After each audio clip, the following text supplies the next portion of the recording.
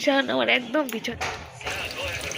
এই বরের নামে নোটিশ ওখানে সিয়ে আজকে আর ঝোল নেই, রবিবার বেকারি। চলো আর আজকে সকালবেলা যখন বাসি কাজকর্ম সেরেছি না, গামলার চানের জল ভরতে অনেকটা সময় লেগে গেছে। তখনই আমি সেদিনই যে আমরা গেছিলাম কলকাতায়, সে জামা কাপড় যা ছিল কাচাতে হয়নি, সে জামা কাপড়গুলো তখনই বাসি জলে কেচে নিয়েছি। কিন্তু এখন কলের জল বড্ড আস্তে আর সরু পড়ছে যেন, আর এতটা ঠান্ডা যে কি বলবো। আর যদি বাসি জলে আমাকে চান করতে হয় তাহলে বুঝতেই পারছো একদম নিউমোনিয়া অনিবার্য। কেন বাসি জল থাকা মানে সেটা একদম কনকন করে জলটা, সেই জলটা দিয়ে মানে কোনো কিছু করা যায় না, হাতে পড়ে সেই হাতই পুরো লাল হয়ে যায়, জমে যায় আর কি। তারপরে দেখো সেই জামা কাপড়গুলো কেচে নিয়েছি। আর তোমাদের সকালবেলা দেখাতে পারে, সকালে এতটা কাজের প্রেশার থাকে, কাজের চাপ থাকে না, তখন ওই ক্যামেরা ধরা খোলা, বাইরে সবাই থাকে, তো ওই জন্য আর হয়ে ওঠে না। তো এখন আমি এখানে একাই আছি, সেই কারণে জামা কাপড়গুলো সব মেলছি, ভাবলাম তোমাদের দেখার। এতটাই বিরক্তি করছে আমাকে চাদরটা, চুলের উপর থেকে চাদরটা পড়েছে, শুধু হুস করে খুলে যাচ্ছে। তো অনেকেই আমাকে বলে জানো তো যে এই চাদরটা কেন গায়ে দিই, সে রং টং নেই, কতদিন ধরে দেখি।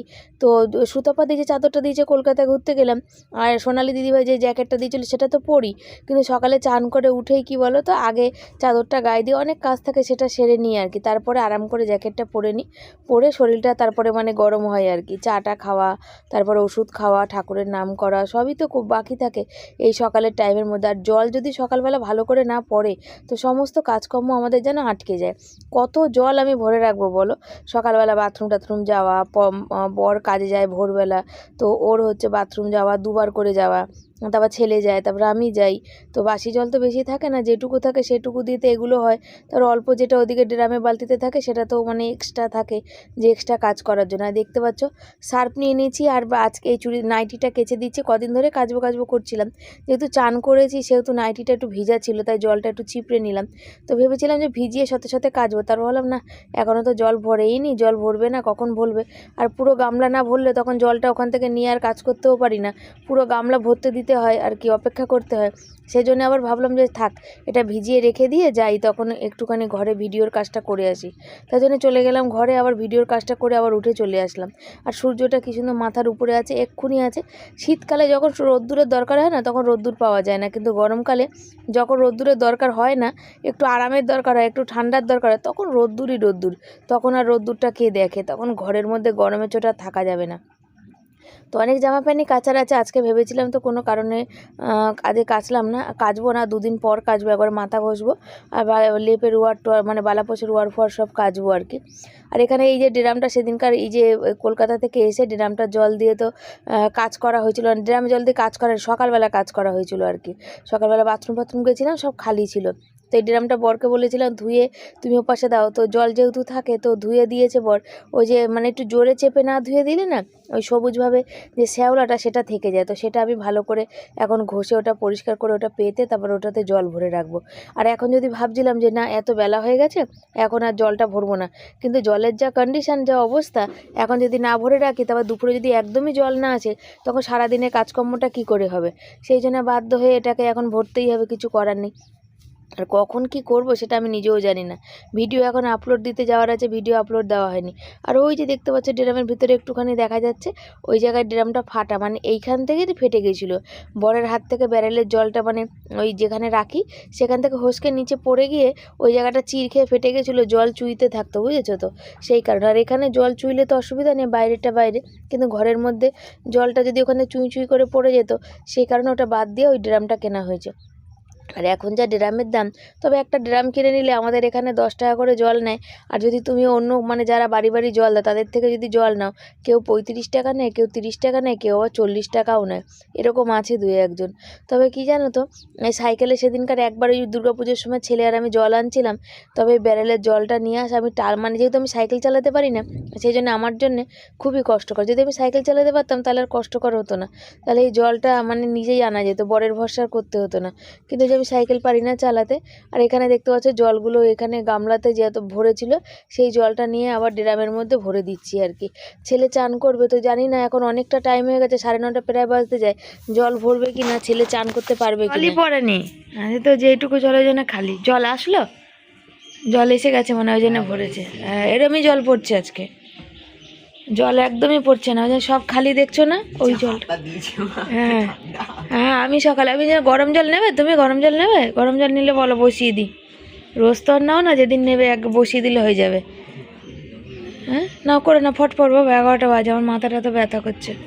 হ্যাঁ ভাত খাবে? ভাত আছে, গরম করে দেবো? তো চলো চলে আসো, আসলেই বসাবো, নাহলে ঠান্ডা হয়ে যাবে। উড়ে গেছে মশা।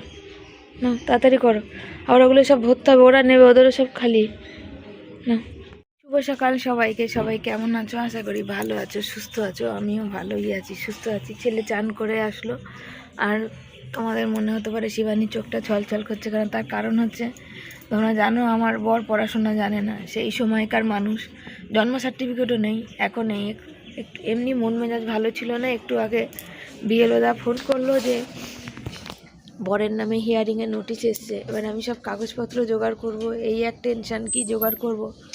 মাধ্যমিক বা জন্ম সার্টিফিকেট ওটা আমি পাবো কোথায় বলো? কি করব আমি? নিজের মাথাতেই ঢুকছে না, জানো। এমনিতেই কাল থেকে মন খারাপ, সুতোপতি জানে কেন, তো নিজের মাথাতেই ঢুকছে না যে কি করব আর কি হবে। মানে টেনশান আমার পিছন ছাড়ে না, জানো তো। আমার চিন্তা টেনশান আমার একদম পিছন ছাড়ে না। আমি কি করবো আমি নিজেও জানি না, কি হবে সেটাও আমি জানি না, আমি বুঝতে পারি না কেন আমার জীবনটা এত এলোমেলো, কেন একটু স্থির না, কেন একটা দিকে সমস্যা দিয়ে উঠলে আর একটা সমস্যায় পড়ি, কেন যে কি হয় আমি বলো, কি হবে কি করব জানি না, কেন আমার একটু স্থির না জীবনটা, একটু সুখের না, একটু শান্তির না। আমার মাথাটা কোনো কাজ করছে না। এখন যাদের হিয়ারিংয়ের নোটিশ, তাদের তো ওই স্কুল সার্টিফিকেট, জন্ম সার্টিফিকেট, আমার বরের কিচ্ছু নেই। আর আমাদের জীবনে এক আশা ভরসা ইনকামের রাস্তা ওই মানুষটা। কেন জানো তো, পৃথিবীতে অনেক মা বাবা আছে যারা সন্তান জন্ম দেয়, কিন্তু সেই সন্তানকে তারা পছন্দ করে না। তো এরকম অনেক বাবা মা আছে, বুঝেছো তো, তার মধ্যে আমি এক অভাগা। সেরকম মারা বাবারা নিজেদের শুধু নিজেদের টুকুনি বোঝে, তাহলে কেন সে সন্তানটাকে জন্ম দেয় আমি বুঝি না। আমরা আমাদের সন্তানের জন্য জান প্রাণ লাগাই,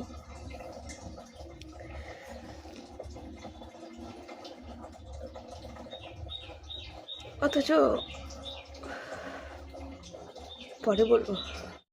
আর এই দেখো, আজকে প্রায় আমার কাঁদতে কাঁদতেই প্রায় মানে দিন আজকে যাচ্ছে, জানো তো। কি বলো তো, সমস্যা হচ্ছে একটাই, যে হিয়ারিংয়ের নোটিশে চারিদিকে খবরে দেখছি। হ্যাঁ, তোমরা বলবে আতঙ্ক হওয়ার কিছু নেই, সেটা আমিও জানি আতঙ্ক হওয়ার কিছু নেই। দেখো, যাদের জন্ম সার্টিফিকেট, স্কুল সার্টিফিকেট আছে, তাদের আতঙ্ক হওয়ার কিছু নেই, কিন্তু আমাদের দুটোর মধ্যে একটাও নেই। আমাদের বাবা মারা আমাদের ওই মানে রাখেই নি ওইগুলো, জন্ম সার্টিফিকেট বা স্কুল সার্টিফিকেট।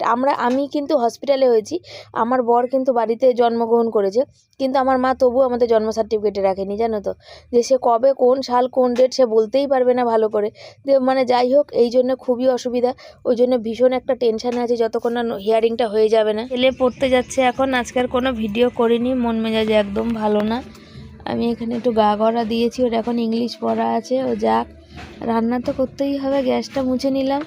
তো দেখি, রান্না তো করতেই হবে, বর ছেলের জন্য তো খাবার, আমার নিজের তো একদম ইচ্ছে নেই।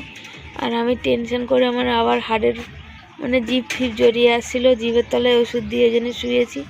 শোবো, জানি না কতটুকুনি কি ভিডিও টিডিও করতে পারবো, করব। আমার কথাটা তোমাদের কবদি কত আসছে আমি সেটাও জানি না। আমি ওই মানে একটা কথাই বলতে মানে চাই আর কি, যে আমরা তো নিজে থেকে জন্ম নিইনি, তাই না। জন্ম যারা দিয়েছে তারা যতটুকুনি পারবে কর্তব্য করবে, পারবে যতটুকুনি করবে। সবাই সবটুকুনি পারে না। আমরা জানি যে আমি কেউ যদি আমাদের পাশের বাড়ি যদি একটা সে আইফোন ব্যবহার করে, আমার বাবা মা আমাকে আইফোন দিতে পারবে এমন কোনো কথা নেই। আমার বোতাম টেপা ফোনও আমার ভাগ্যে জুটবে কিনা, এগুলো আমরা মানিয়ে নিতে জানি, মেনে নিয়েছি। কিন্তু কী বলতো, সময় অনেক কথা থাকে যেগুলো সবাইকে বলে ওঠা যায় না, যেগুলো মনে অনেক কষ্ট দেয়, অনেক কষ্ট দেয়। আমি ভাবি, আগে শুনতাম আমার বাবা মা বলতো যে যখন বাবা মা হবি তখন বুঝবি। আজ আমি বাবা মা হয়েছি, আজকে আমি মা হয়েছি।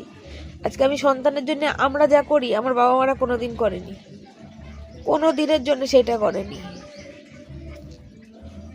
তারা তাদের সুখটা আগে রেখেছে, তারপর পরে তাদের সন্তানের সুখ রেখেছে। এটা হচ্ছে আসল কথা।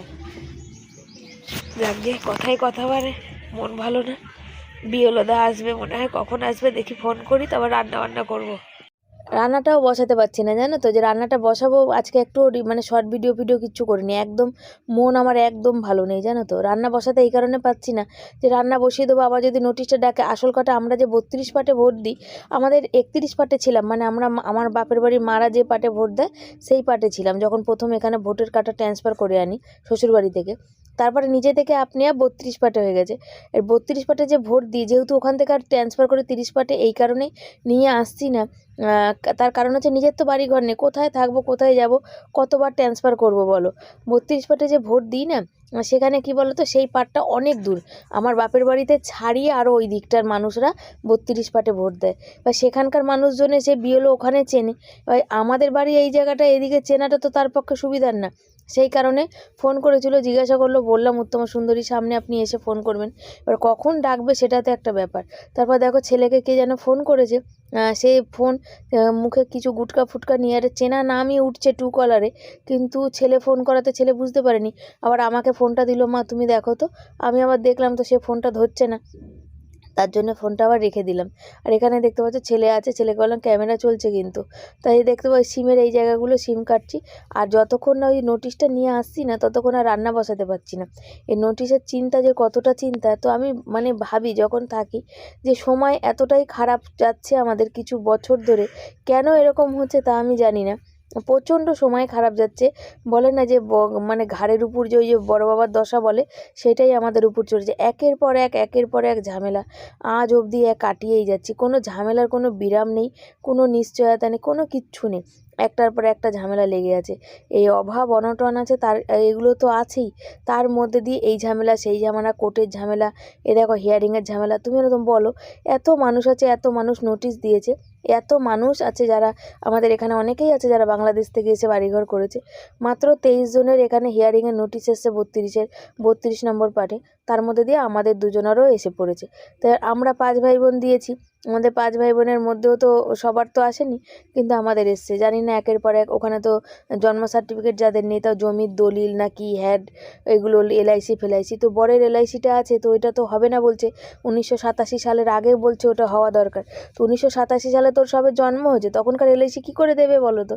আর ওর বাবা মানে আমার শ্বশুর মশাইয়েরও তো তখনকার দিনে, ওরা এমনি গ্রামের মানুষ, তখনকার দিনে না ছিল ব্যাংকের বই, না ছিল এলআইসি, না ছিল কিচ্ছু। সকাল থেকে বসে আছি, রান্না বান্না কিছু করিনি। এখন ওই বিএলআর দাদা ফোন করলো, আমি ফোন করলাম, বললো আসছি বলে, এখনও দেখো নেই। তারপরে এখন 2টো বাজে, এখন ফোন করলো যে আসো, এসে এখানে আমি দাঁড়িয়ে আছি, তোমার বাড়ি কোথায়? বললাম এই তো এখানে। তো বলছে আমি স্কুলের সামনে আছি। আমি তাহলে তুমি স্কুলের সামনে দাঁড়াও, আমি আসছি। তো স্কুলের সামনে দাঁড়িয়ে আছে, আমি দৌড়াতে যাচ্ছি। এতটা টেনশান, সবাইকে দেখছিলাম খবর টিভিতে এত টেনশান নিচ্ছিল, আজ দেখো আমি টেনশানের মধ্যে পড়ে বসে আছি, আমার ভালো লাগছে না, কি বলবো। ভাতও ফুটে গেছে, হয়ে গেছে, আর মাছের ঝোল বসিয়ে দিয়েছি এসে।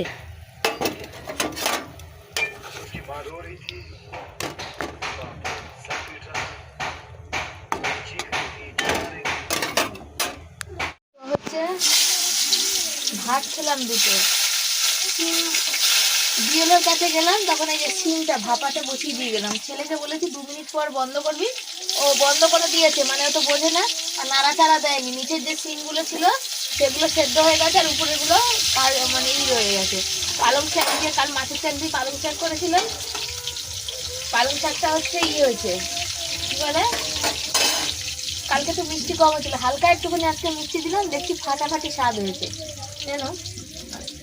বেগুন ভাজা করব, আর পালং শাক আছে, সিমটা পাতুরি করব, রাতে রুটি দিয়ে খাবে তো। আর হচ্ছে করবো কি বলে, মাছের ঝোল তো করলামই। এই হচ্ছে আজকে রান্না। আমি 2টো ভাত খেয়ে নিয়েছি, আর আজকের এই টেনশনে চাল কম নিয়েছি, একদম কম নিয়েছি। রাতে সবাইকেই মানে রুটি খেতে হবে। চোখ আর মাথা দুটো ব্যথা ছিঁড়ে পড়ছে। আমাদের হচ্ছে নোটিশ এসছে, আমার বর মশাইরা মানে বাবা আশারি মণ্ডলকে 6 জনের বেশি মানুষ বাবা হিসাবে দেখিয়েছে। তা আমার বরেরা তো 8 ভাই বোন, আমি তো 12 মাস বলে আসি 8 ভাই বোন ওরা, ওই কারণে নোটিশ এসছে। আর ওরা যেহেতু আগে হয়তো ফর্ম ফিল আপ করেছে, বা ওরা গ্রামে আছে, ওই জন্য ওদের আর আসেনি। আমি ফোন করেছিলাম, এখন ওদের নোটিশ আসেনি। আর আমরা যেহেতু দূরে থাকি, সেই জন্য আমাদের নোটিশ এসছে। তো ভাবতে পারো, মানুষ ছেলে মেয়ে, আগেকার দিনে লোকেরা কি 1টা 2টো ছেলে মেয়ে তাদের ছিল, কত ছেলে মেয়ে ছিল। মানে ছেলে মেয়ের জন্ম দেওয়াটাও মানে এখন মানে কি বলবো বড় ভুল। তাহলে যারা হচ্ছে এই যে বলে মুসলিম যারা আছে তাদের তো এখনো অবধি কতগুলো করে ছেলে মেয়ে হয়, তাহলে তারা কি করবে? কতটা টেনশন মানুষের জীবনে যে এরা দিচ্ছে তার কোনো ঠিক ঠিকানা নেই।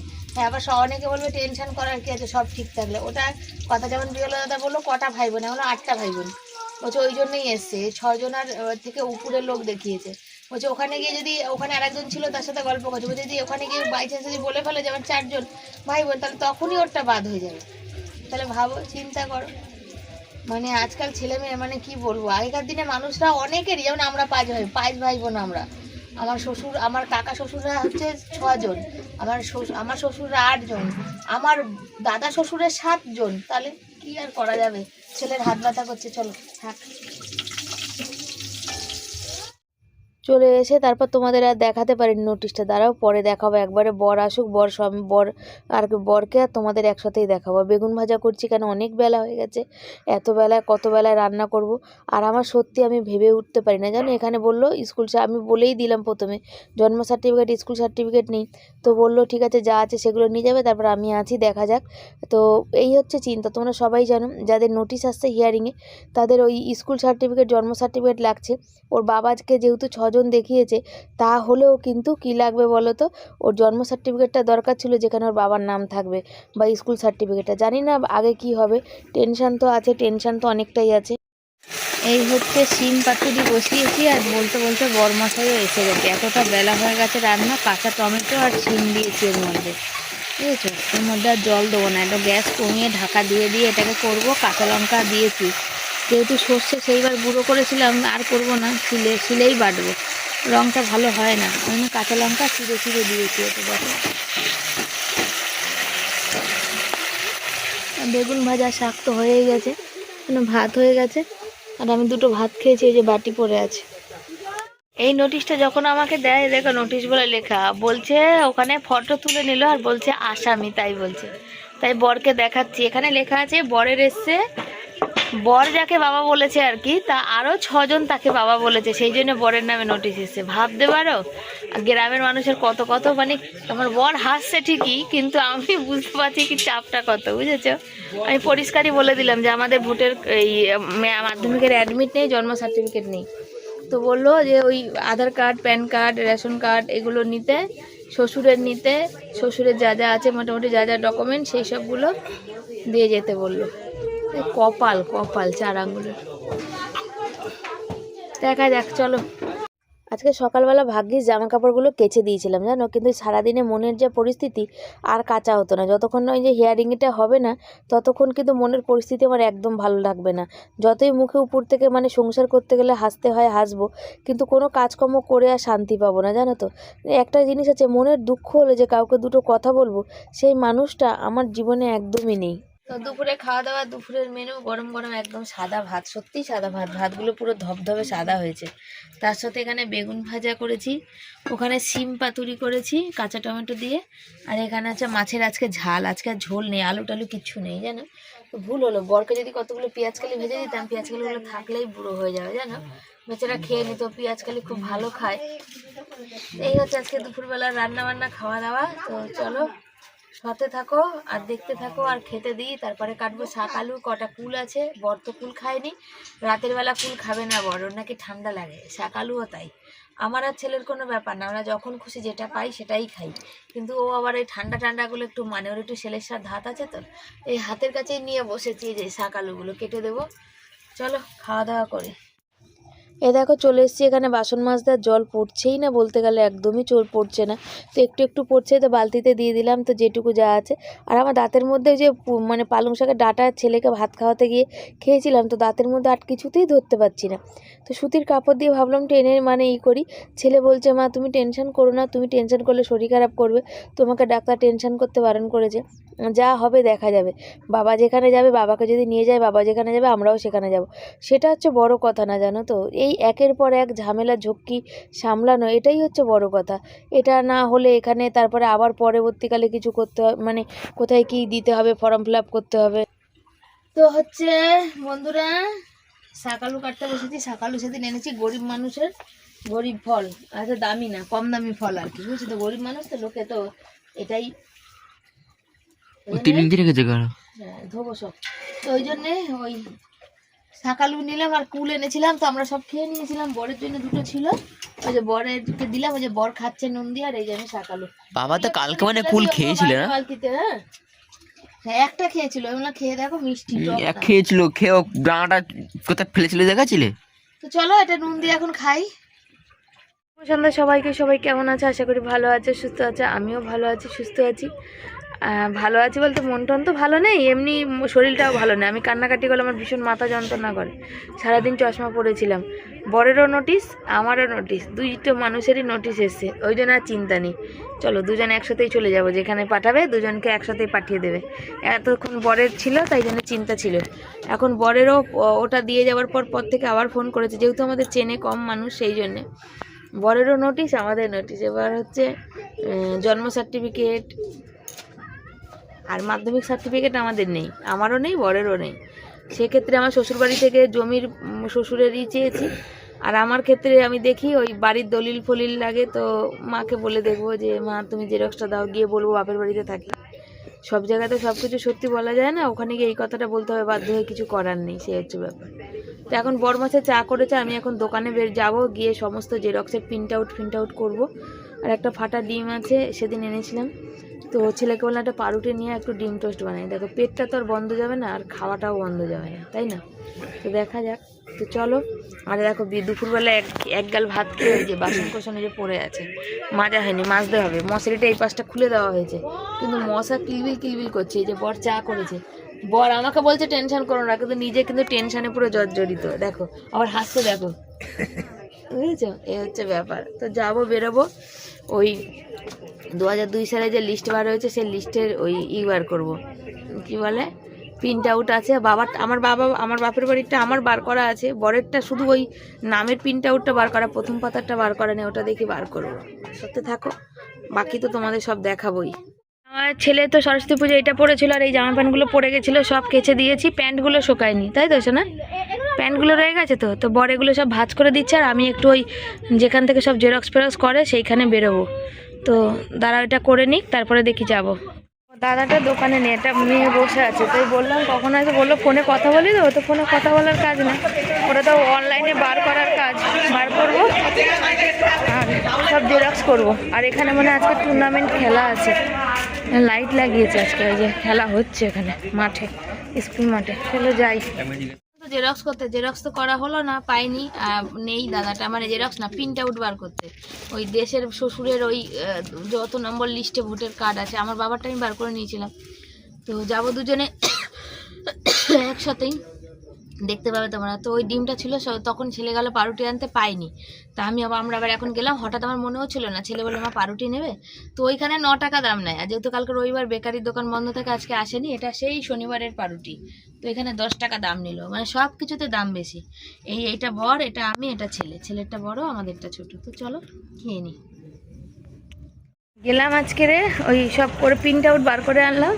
তো আজকে প্রিন্ট আউট বার করলাম 5 টাকা করে নিল, আর সেদিনকার প্রিন্ট আউট বার করেছিলাম ছেলের জন্য 8 টাকা করে নিল।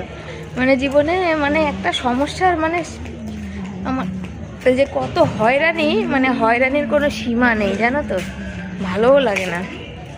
এত হয়রানি, এত কষ্ট, এত টেনশন, আর ভাল লাগে না। সেই কখন থেকে দৌড়াচ্ছে, এখনো বাসন মাজা, রুটি করা সব পড়ে আছে। জীবনটা মানে থেমে যায়, টেনশন করলে মানুষের মনে হয় জীবনটা স্তব্ধ হয়ে যায়, থেমে যায় একেবারে।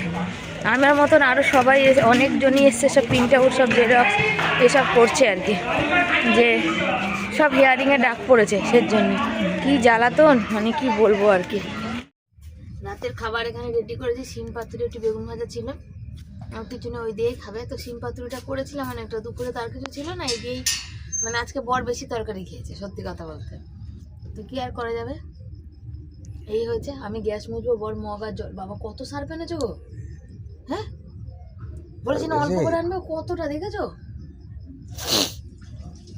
গ্যাস মুছবো, কাল নিরামিষ আছে সেই জন্য।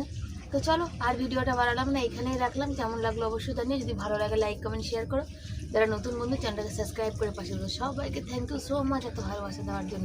তোমরাও খুব ভালো থেকো, সুস্থ থেকো।